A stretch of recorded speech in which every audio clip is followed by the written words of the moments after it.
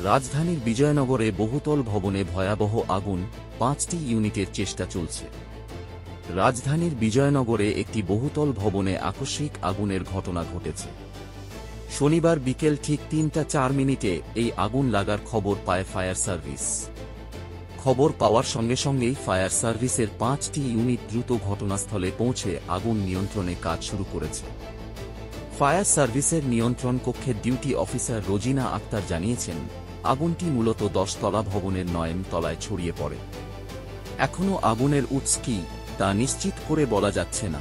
তিনি আরও বলেন, ভবনের ভেতরে কেউ আটকা পড়েছেন কিনা বা কোনো হতাহতের ঘটনা ঘটেছে কিনা এসব তথ্য এখনও পাওয়া যায়নি। পরিস্থিতি নিয়ন্ত্রণে আনতে উদ্ধারকর্মীরা সর্বোচ্চ চেষ্টা চালিয়ে যাচ্ছেন। এখন পর্যন্ত আগুনের কারণ, ক্ষয়ক্ষতির পরিমাণ এবং ভেতরে কেউ ছিল কিনা সে বিষয়ে স্পষ্ট কোনো তথ্য মেলেনি। তবে ফায়ার সার্ভিস বলেছে, পরিস্থিতি উন্নতির দিকে এবং আগুন নিয়ন্ত্রণে আনতে দ্রুত কাজ এগোচ্ছে। ঘটনাস্থলে কৌতূহলী মানুষের ভিড় বাড়ছে, যার কারণে আগুন নিয়ন্ত্রণে কাজ কিছুটা ব্যাহত হতে পারে বলে আশঙ্কা করা হচ্ছে।